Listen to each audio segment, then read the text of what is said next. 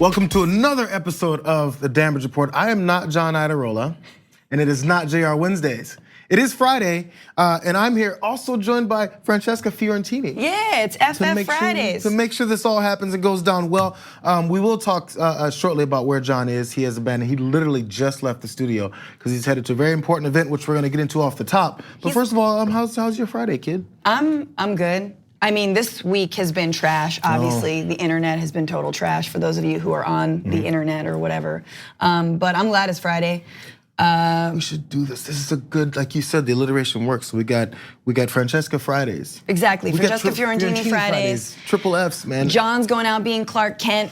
Like, we don't know, he lives this double life. I'm gonna change my name because I have Jayar Wednesdays, but I'm gonna change my name to Wendell or something. We need the right. Or change Wednesdays to Wednesdays. It works even better. I think that'll pick up sooner than anything else will. More legal way to do it.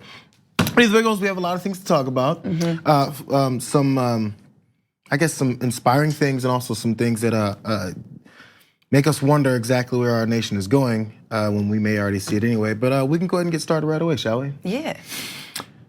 Today, this Friday, they're starting with the global climate strike. That's also where John has taken off to go, as I was just mentioning. And it was all begun by a 16-year-old Swedish climate activist, as we've talked about many times on the show, Greta Thunberg. She was doing this on her own for a year or so beforehand, even before things were getting started. So this is built into a global phenomenon where protesters are taken to the streets in multiple countries. There are 4,638 events in 139 countries around the world now. And it's begun just today, and it's gonna go for a week. So it's from September 20th through the 27th, right before they have the big global event over the week, starting on Monday.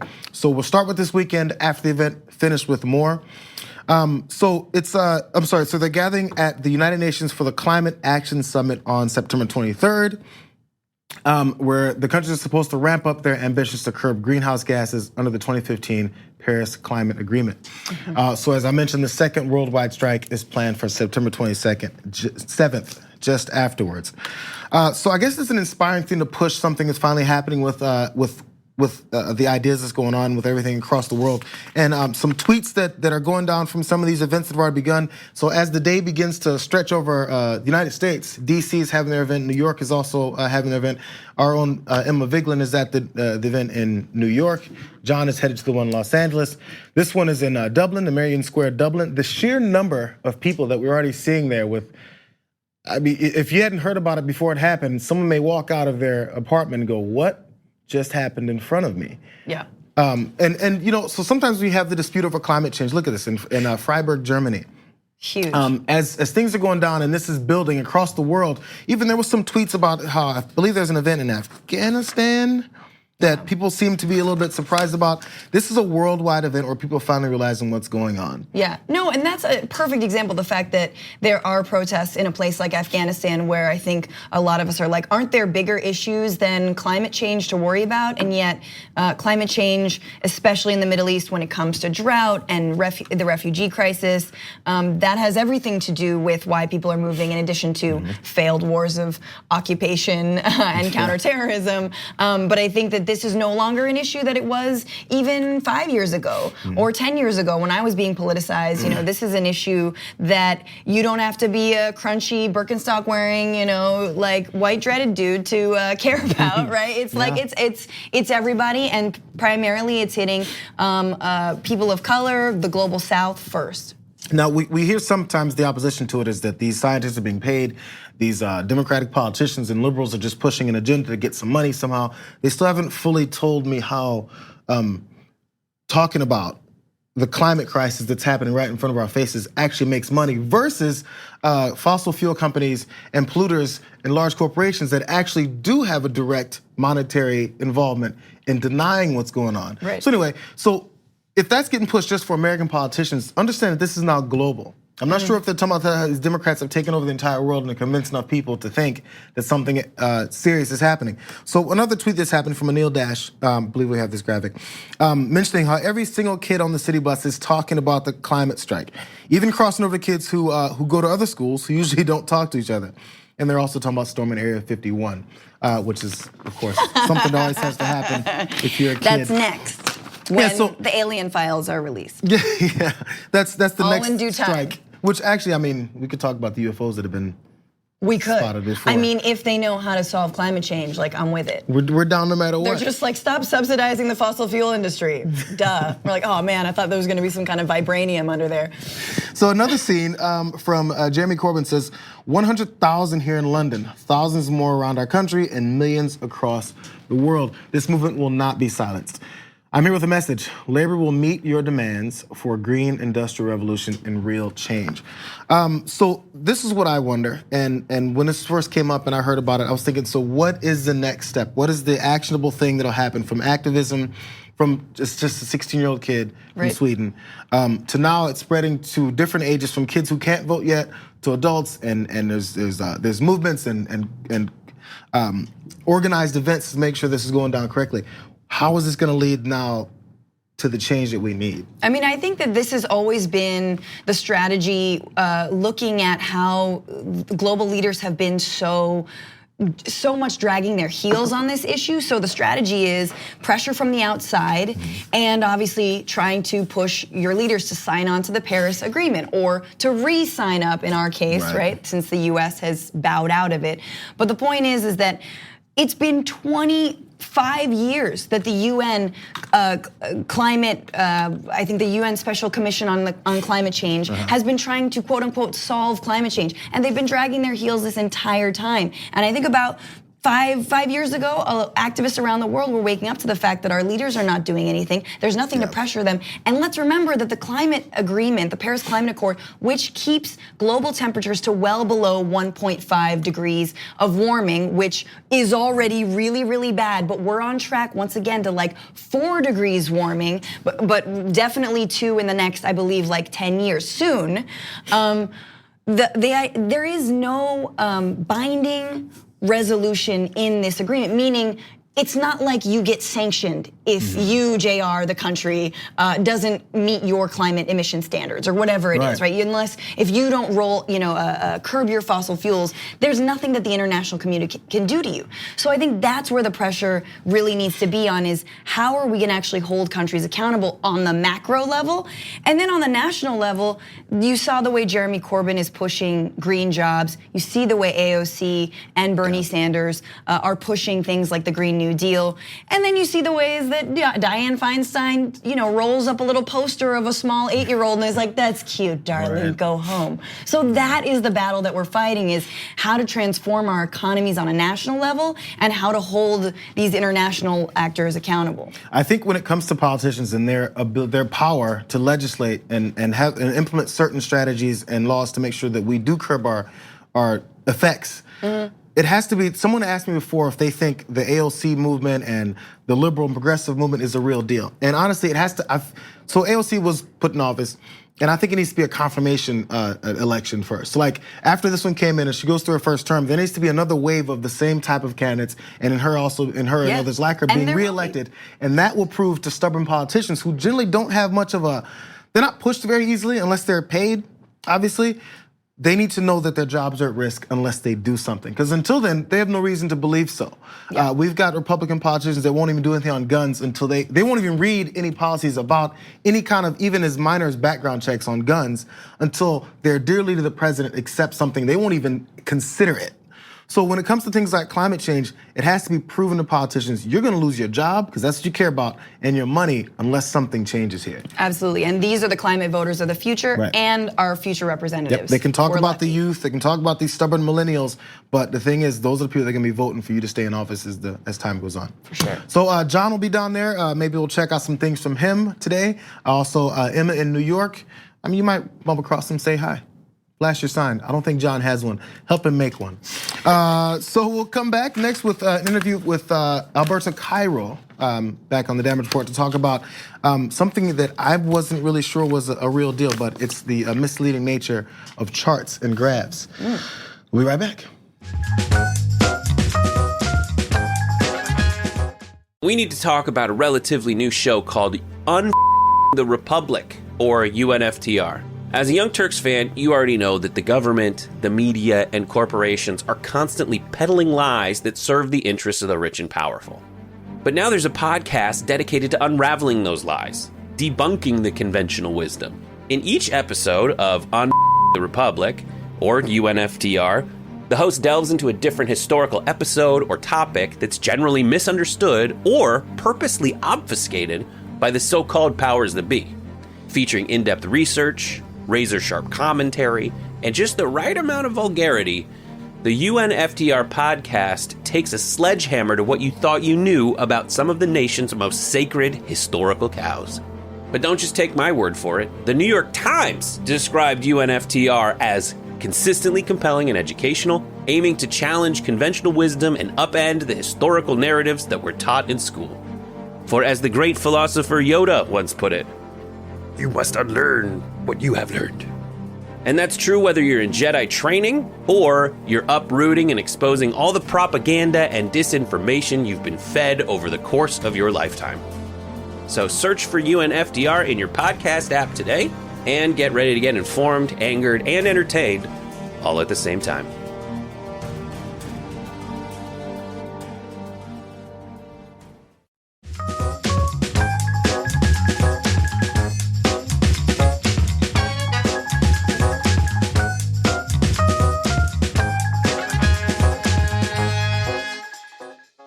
Welcome back to the Damage Report. It is with Jayar Jackson, and it is Francesca Fiorentini Fridays. Woo! I love it. Let's make this happen. And Francesca, we're going to speak with an interview right now, shall we? Yeah, we are.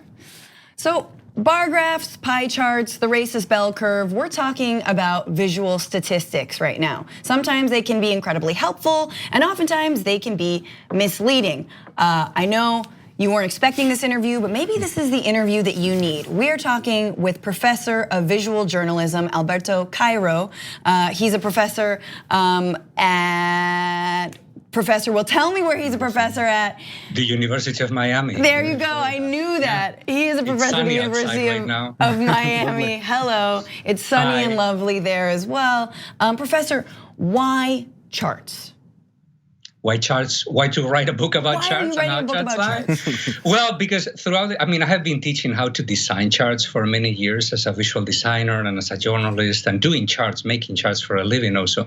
And throughout the years, I have observed how people systematically misread and misinterpret visual depictions of numbers, visual depictions of data. And lately, I have also been observing how people all over the political spectrum are weaponizing charts.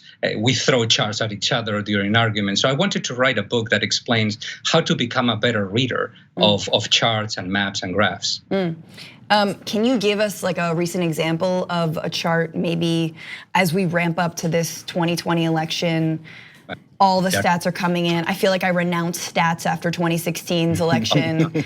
I think that we all have a little bit, but we will find tons of numbers thrown around during the election and during the campaign, and we better be ready to deal with them. So, just think about the recent Sharpiegate controversy. It's like, why was Trump so obsessed about Alabama being part of the forecast? I think that in part it was because he couldn't read the graphics that he was shown during his briefs, and then he doubled down and he tripled down, insisting that he was right when he was not right.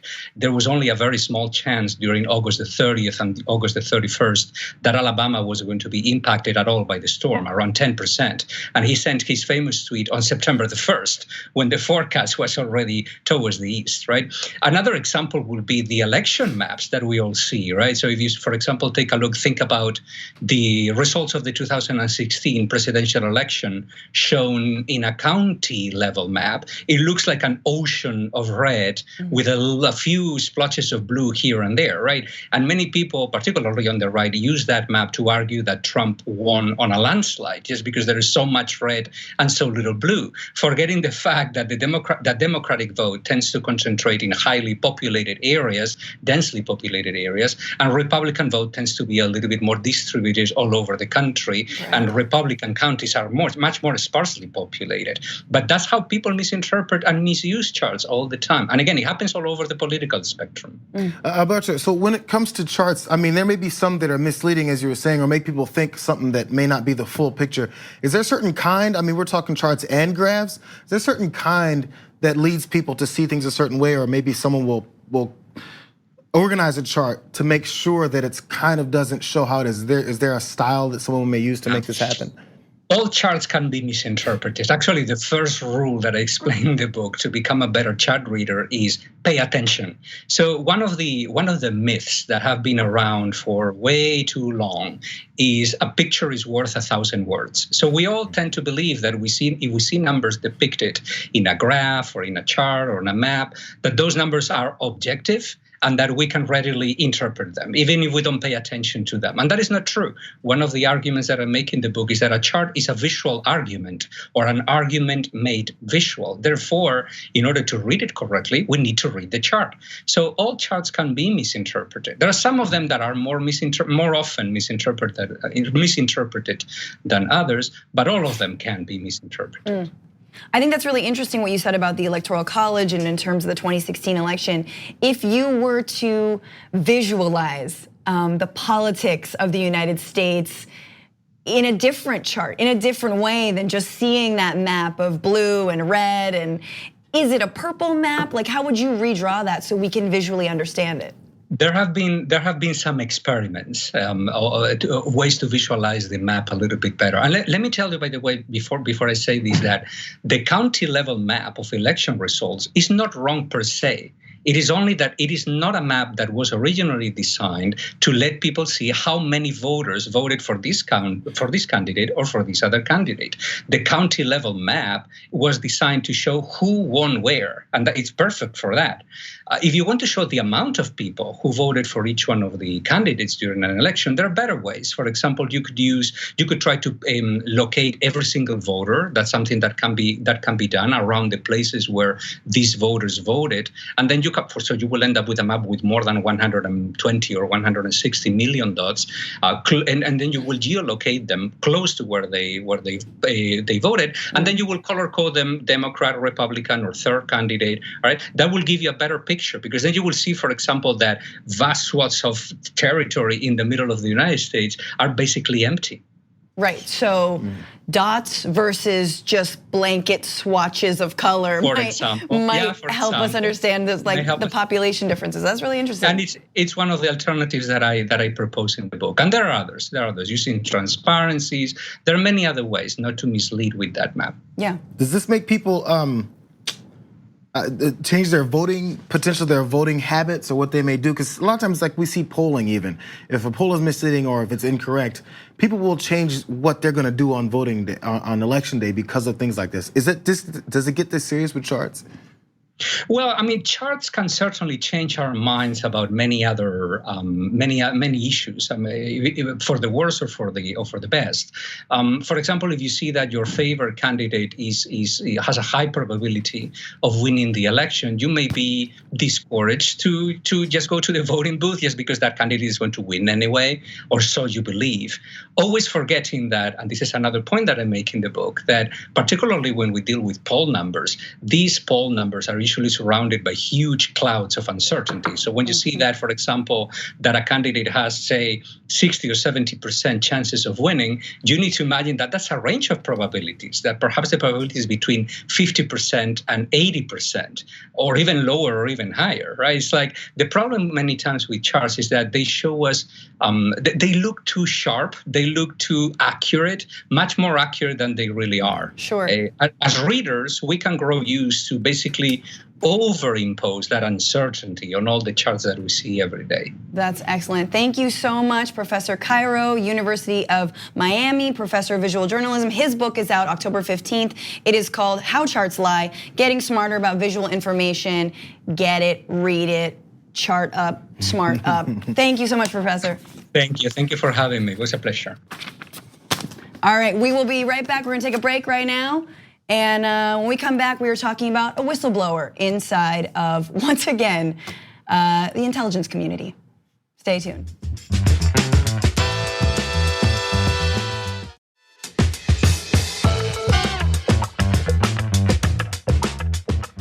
So it appears that when Trump said that he would once again welcome foreign help with his campaign, he wasn't lying. A whistleblower inside the intelligence community has indicated to the Inspector General that the president may have made promises to a foreign entity in exchange for collecting intel on an opponent. In this case, good old Joe Biden, Democratic presidential candidate Joe Biden. Now, we don't know exactly what the whistleblower has said because Trump officials are actually preventing Congress from finding out what the complaint was. But we know it has something to do with the country of Ukraine and Joe Biden. Now, I want to read a tweet from the senior advisor to Ukraine's interior minister who says, I don't know if it's a tweet, I believe it's a quote, who says, clearly Trump is looking for compromat to discredit his opponent Biden, to take revenge for his friend Paul Manafort, who is serving 7 years in prison. We do not investigate Biden in Ukraine since we have not received a single official request to do so. So there you have a senior advisor to the interior minister of Ukraine saying, we haven't been asked, but we know he's asking. The president's asking, we haven't been asked. What does the president himself have to say about it? Take a listen to what he said. It's a partisan whistleblower. I shouldn't even have information. I've had conversations with many leaders that are always appropriate. On that point, did you discuss Joe Biden, his son, or his family with the leaders? It doesn't matter what I discussed, but I will say this. Somebody ought to look into Joe Biden's statement because it was disgraceful, where he talked about billions of dollars that he's not giving to a certain country unless a certain prosecutor is taken off the case. So somebody ought to look into that, and you wouldn't because he's a Democrat. I don't know the identity of the whistleblower. I just hear it's a partisan person, meaning it comes out from another party. Did Joe Biden during the conversation? I don't want to talk about any conversation. Right, so that's the president responding to claims that there is a whistleblower in the intelligence community. I feel like he's Pinocchio, but instead of his nose growing longer, his bronzer just gets darker. It's amazing. What's going on? Is this the thing with the lights again? Because he said he wants to. Remember you talked about changing the light bulb standards because the new ones make him look oranger.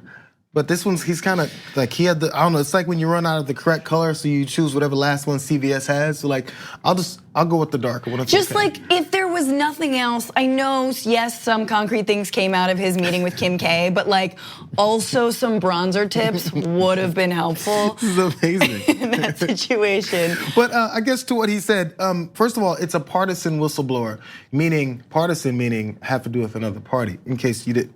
In case you didn't learn what Trump just learned, the meaning of partisan. In case you didn't know that all facts are partisan. And if they're not in favor of him, then they're clearly against him, therefore it's fake. But what's great about that is that instead of being presidential and actually saying that he hadn't heard about this and absolutely, should be taken seriously and doing anything that you would assume a president would be, he doesn't deny that there is a whistleblower. He just says, if there is, or I can tell you that it's a partisan person. This person is out to get me. Which is essentially just confirmation that this whistleblower exists and that this information is probably very damaging. And if there's anything, and also they're blocking for the information to come out. Adam Schiff, of course, wants all the info to come out to find out who it was. And when so much gets hidden and covered up, you begin to wonder what it is that they're trying to hide when it comes from everything with this president, from the tax returns to everything else that he's hidden from plain view because he doesn't want us to know exactly what he's saying. But he'll tell us, trust me, it's on the up and up. No matter what I've done or said or this whistleblower is saying I've done and said, it's all fine. And we're just supposed to believe him. That's how dictators work. Don't listen to the facts. You can't learn any of the facts. I'm gonna block those from happening. Just listen to what I say. Right, I mean, I think, and the main thing that we're taking away from the way that officials are talking about this is that even if there is a whistleblower, even if something was promised, like you're saying, it's all on the up and up because I'm good, everyone else is evil, I'm the strong man and I'm the president, so I can do this. Don't you trust me? No, because there's things like rule of law, and if you're like backhandedly, I mean, the embarrassment I feel, because it might have been even really, like we know, a lot of Trump's statements are just so off the cuff. Like, hey, who knows? If you look into Biden, maybe there'll be something in it for you. Like, even if it was that, right? Yep. And someone was like, I think I'm gonna say something about this incredibly just facile comment that the president made. But okay, so of course, the president's the president's lackeys have gone to bat for him. In this case, his personal private counsel. It's unclear what his role is, but Rudy Giuliani went to bat for the president over the whistleblower accounts inside the intelligence community. And once again, Giuliani struck out multiple times. Here he is on CNN. Take a look. Biden said to the Ukraine, did you ask the Ukraine to investigate Joe Biden? No, actually I didn't. I asked the Ukraine to investigate the allegations that there was interference in the election of 2016 by the Ukrainians for the benefit of Hillary Clinton, for which there already is a court finding. You never asked anything about Hunter Biden. You never asked anything about Joe Biden. The only thing I asked about Joe Biden is to get to the bottom of how it was that Lutsenko, who was appointed, dismissed the case against Antak. So you did ask Ukraine to look into Joe Biden? Of course I did. You just said you didn't. No, I didn't ask him to look into Joe Biden. I asked him to look into the allegations that related to my client, which tangentially involved Joe Biden in a massive bribery scheme, Rudy, not unlike what he did in China. Rudy, you explain to me how the kid got $1.5 billion from China. I have no problem with you launching allegations, but just be careful about what you say. I asked you, did you ask Ukraine to look at Joe Biden? You said no. Then you went on to say that you did. It doesn't matter. You try to filibuster once. Okay, so as I mentioned before, this is very similar to what happened on Chappelle's show. It's like the Chappelle show was like it looked into the crystal ball of our future to make sure we have now leaders and counsel to the president that will directly say. Remember when I always want to say Charlie Murphy when it was Rick James. Rick James. No, I didn't stomp on his couch. Yeah, I stomped on his couch. And we're like, what just happened? But Hillary Clinton made me stomp on his couch because Hillary Clinton orchestrates everything, duh. It's outrageous. So anytime you see Rudy Giuliani going on television, particularly like CNN, to have a battle and push back against the lib ideas, you know he's going on there for a lie fest and is gonna find himself in some kind of pretzel. It's easy to get caught up in a lie when it's all you do. Because every question that's asked has to be explained, then explain the next one and the next one, and now we have this mess. Can we just say, I'm sorry, I don't know how to explain what that clip was and what Giuliani said, because it was just like senile nonsense that just devolved. The guy had talking points. It was like, steer this to Clinton, steer this to Clinton, steer this to Biden. I mean, remember, this is the same week that we're finding out that the US military is being put up in Trump hotels in Scotland, right? This is a week where we're finding out that Trump has directly once again made hundreds of thousands of dollars off of being president. I mean, this is just what we know about. So, I mean, when you throw Giuliani on the case, you've already lost. The fact that everyone else has been fired for doing things that particularly like have teed off Trump, and then he sends someone who continues to harm him every time he goes on television like Rudy Giuliani, I'm not sure how it keeps happening. Now, the other part of this that I think CNN put together the timeline of, there was apparently, this is some of the vague details that apparently, hopefully Adam Schiff can get some information out of, to find out exactly when the timeline went from him having the phone call that the whistleblower was incensed about enough to make the accusation or blow the whistle on him, to then how he's threatened to hold back some military funds or some aid to Ukraine unless they did what he wanted them to do, to investigate things about people like Joe Biden, because he's worried about anyone that's running against him. These are the type of things, and if you don't think that's cutting through all kinds of ethical and legal codes with America, I'm not sure which country you've been living in or if you've expected people to have. And if you're okay with it, flip it. Call Joe Biden, which they keep talking about the illegal things he's done. By the way, Joe Biden is not my grandfather. I don't care. Investigate him. But we're not going to not investigate the president of the United States as he does all these things. And if put Hillary Clinton in that mindset, if Hillary Clinton was doing this and you couldn't find out the information, would you go, it's okay, it's just Hillary Clinton?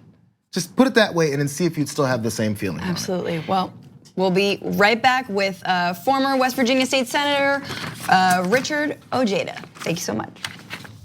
Thank you.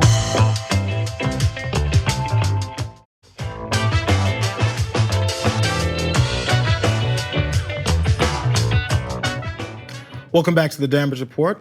As corruption explodes throughout our country, we have another instance of some backwards maneuvers that were happening. And to help us talk about it particularly happening, Richard Ojeda, friend of the show, retired US Army Major, of course, former West Virginia State Senator and former congressional candidate for West Virginia's 3rd District, joins us to talk about a particularly personal case. First of all, how you doing, Richard? I'm doing pretty good. Excellent, excellent. Even after all these things that have happened, I want to jump right into it because let's just set up really fast. Apparently, your medical records were stolen. This is during the election that we just ran last year, and I guess the reasons behind it we're still yet to find out. Maybe you've gotten deeper. Can you tell us what happened? Well, basically, my medical records all of a sudden were photocopied from a person who works at the VA hospital, and then they were sent out. And of course, it was used to hurt me and my capabilities of running for office. Obviously, PTSD, traumatic brain injury from being in explosions and things like that.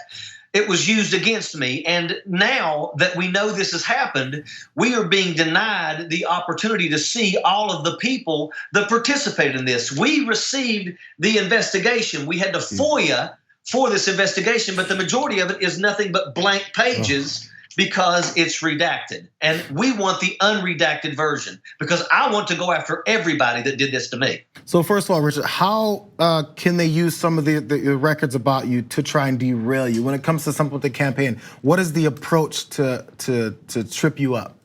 Well, it was amazing because at the time that this started to surface and we realized something was going on was the same time that Donald Trump come to West Virginia, stood on a podium and called Richard Ojeda a stone cold crazy wacko.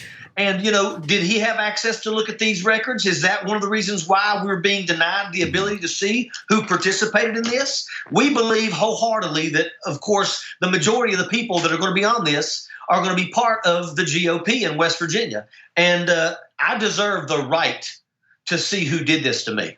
The one name that we have, or at least that I'm not sure if it was directly given to you before they found out, but Jeffrey S. Miller was the particular person who actually committed the theft of your records and the distribution. Is there a connection with the campaign? Because you were running against Carol Miller in that election. They say that they're not related, but he has bought 2 cars from her dealership and speaks politics with someone from that dealership. And if you think that he never showed that person my records, then, I got a nice piece of oceanfront property I can sell you in Utah. So, what's the approach? Because we see a lot of things with redacted records and everything taken out and making sure the information isn't passed along, which we were just talking about earlier with President Trump and the whistleblower situation.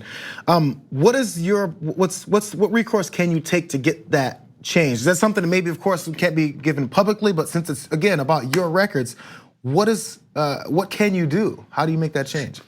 Well, right now, we're hoping that, national eyes look at this because right now it's really just local newspapers in West Virginia that are speaking about it. But this needs to go nationally. When you have a person, I did nothing. I served this nation. I never pushed one single bill that put a single penny in my pocket. The only problem that I have is the fact apparently I'm a Democrat. And, you have these people that claim to say they support veterans. But the truth is, in reality, it's only the veterans that are on their side politically. If you're not on their side politically, apparently you're up fair game for attack. So I think I also checked September 3rd, you were testifying about this in court. Did you feel any kind of shift or movement on this? No, not really. On December the 9th, he is going to be sentenced, and I get the opportunity to stand up in court, and I get to give a speech, and I'm going to give a scathing speech as to what was done to me. I ran a phenomenal congressional campaign, raised $3 million, and lost to a person who never campaigned, and the only thing she said was, "I'll do whatever Trump wants." Have you had a chance to, I would assume this isn't the first time maybe even Jeffrey Miller's involved or maybe anyone else on the other side of the political aisle that would do something like this. Have you found anyone else that potentially, veterans may run in different capacities all the time, that you found this has happened to as well? Well, there was 5 other veterans that had their records, illegally looked into. And right now, I don't know who those 5 people are, but I'm assuming that they have already been alerted as to this investigation. So when it comes to things like that, like you said, they went after you and tried to go after your capacity to lead. Is there any other reason that this, something else about someone's medical history besides just what they approached you with? would cause people to think, hey, we don't want to have him represent us? Well, I think that what you're going to find is that some of these people that had their records looked into possibly work for or on the staff of other Democrats. Oh. Richard, Francesca, Fiorentini here. Hi, I have one question for you, which is, what's been the response of the VA, and are you concerned about their ability to protect your privacy? And where does it go from here on that front? Well, as of right now, we FOIA'd the VA and they gave us this, and the VA is supposed to be working to protect me. And right now, from what we feel, they're doing everything in their power to keep me from getting the information that I deserve. I deserve the right to know who did this to my records. Right, and to have your records protected in the future and the records of other veterans. Absolutely. The VA in West Virginia is upside down. We've got, Clarksburg, where you have cases of murder right now showing up. You've got sexual assaults in Beckley, West Virginia, and in Huntington, West Virginia is where my records were stolen. So, there needs to be something, the leadership of the VA in West Virginia needs to look at the people that they actually employ that protect the veterans. Is there, so I mean, is this based on the principle of the thing and finding out who's breaking the law to come after you, or do you also have plans to maybe run again in another capacity to have the opportunity to have your records clear for the next chance?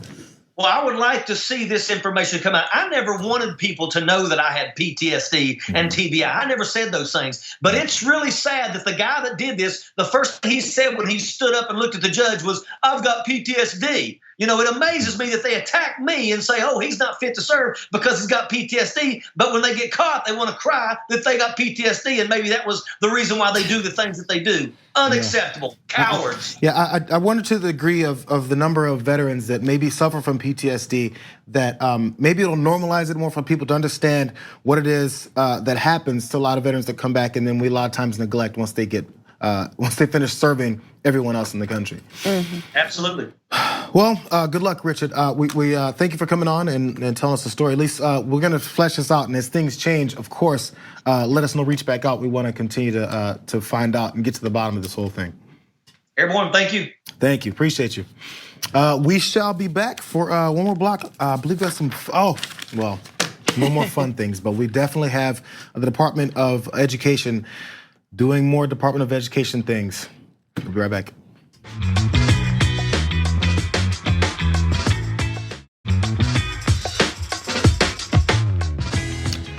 The Trump administration's education department, under his hand-picked head, Betsy Devos, has gone into more changes, and at least looking to change things with our education system, specifically college universities with Duke and North Carolina. The education department wrote in an August 29th letter to the Duke UNC Consortium for Middle East Studies that the program disproportionately portrays the positive aspects of Islam. The agency requested that they amend the program by September 22nd, or lose a grant that they've been receiving for almost a decade. This is from the Associated Press. So in that writing, the department wrote that the program places, quote, a considerable emphasis on the understanding of the positive natures of Islam, while there's an absolute absence of any similar focus on the positive aspects of Christianity, Judaism, or any other religion or belief system in the Middle East. So we talked about that September 22nd deadline. So they're supposed to send a revised schedule of activities and describe how each relates to foreign language and national security. Of course, the department continued to say. And this is all basically, they would revoke grants that are given from the Department of Education under Title VI that specifically train students in foreign languages and international affairs to advance US national security and economic interests. And it's like $72 million a year to many different language programs that are oftentimes housed under these like Middle East studies departments. So you're basically saying your culture war, which I can't even believe that the Department of Education would actually commit that to paper. The positive aspects of Islam, This is education. No one's talking about positive or negative. You're just learning about religions. You're learning about parts of the world. In different parts of the world, they practice different religions. Like that already is absolute, like out of far right Christian nationalist propaganda, and that's in our Department of Education. But the point is that now you're saying, okay, you want to study and you want to like help out, let's say, peace building in Afghanistan, and you want to learn how to speak Arabic. Well, your funding might be revoked under this new whatever this is. Ironically, this comes from a conservative administration that likes to talk. I mean, many folks in the conservative movement like to talk about how liberals are looking to undermine our educational system. They're looking to brainwash kids at colleges, universities. How many times have we heard that colleges and universities are the breeding ground for crazy libs to come out and have with crazy ideas and push them on to the rest of the world? When in reality, you're now trying to revoke some grants and funding because there's not enough Christianity-based positive nature being pushed through just these two universities, or are these only two in the country? Right, it's like you learned about the Crusades, funding revoked. Like, no, this is history. But that's the thing, again, back to the Trump administration, everything is partisan, everything's part of the culture war. They don't like that, as Colbert said, facts have a liberal bias. And they know that when people learn about the world, when they learn about different religions, yeah, they generally have a less negative perspective. Why? Because it's called knowledge and empathy that derives from knowledge. There's a problem to make sure. They said that there's a particular thing that we've brainwashed our folks in our country to believe. Hey, Christianity, everything has been great and fine with that throughout history. What it is, it breeds freedom and liberty, because somehow Christianity is like an American thing and everything else is just evil and foreign. So anytime you want to find out what folks in this administration are up to, think about what they're saying about what others are doing. So whenever they say that people are doing this and pushing this on you and brainwashed you, they're brainwashing you in that very same moment. So there was a point about this that they went into. They pointed specifically to a conference on art and film that these two schools were apparently were using to push too much of this positive Islam. So they said the sheer volume of such offerings highlight a fundamental misalignment between universities' goals and those of the federal government. Why does the federal government have a goal for what colleges and universities are teaching, or even the tone that they think they're taking when it comes to certain things like the cultural background of Islam? I don't see how that works. Because, and I think you've seen this in the courts, in the Supreme Court, in federal courts, nominees. You've seen this throughout this administration. You've seen it in its attitudes towards Israel and Palestine, that this is it's a Christian nationalist government. It's a government that believes in pushing a far right Christian agenda from the highest points of power, and in addition to that, all the anti-choice and homophobic legislation, preventing transgender people from serving in the military, et cetera, et cetera, et cetera. Potentially the Supreme Court later on, I think this fall, is gonna rule on whether LGBTQ people are protected under the Equal Rights Amendment, right? Like, these are the questions. This is the conversation we're having now. These are the conversations that we're having. And so, and just for everyone to recognize, like, this country's 70% Christian, all right? Christianity is not going anywhere. It is fine. It is well protected. There are many different stripes and shades, and of course, this kind of extreme Christianity does not represent all Christianity at all, right? But these kinds of extreme agenda overreaches by this administration just shows you that they are determined to squelch out anyone who isn't basically straight, white, Christian, heteronormative, whatever. The Education Department spokesperson also came out and rejecting the idea that, I guess the idea that they're trying to push so much Christianity over Islam. He said it's patently false that the department is reviewing the program as being too positive on Islam. Remember that thought, because what the department also said was there's considerable emphasis on the positive aspects of Islam while not attempting to similarly demonstrate the positive aspects of Judaism and Christianity. That sounds like you're saying there's too much positive influence of Islam, but not enough on the other ones that you prefer. It's a Rudy Giuliani. You say one thing and then say, no, I never said that. I just said it only 5 seconds ago. It's amazing how this works, but they can fool people. Sorry, we're out of time. Francesca Fiorentini Fridays, make it a thing. Hashtag that. Yeah. Post that and tag her in it. John Iadarola will be back next week and he'll tell you all about the climate situations happening at the climate rally he's at. Thank you for joining us, Francesca. Thank you, Jayar. Thanks for listening to the full episode of The Damage Report. Support our work, listen ad-free, access members-only bonus content, and more by subscribing to Apple Podcasts at apple.co/TYT. I'm your host, John Iadarola. I'll see you soon.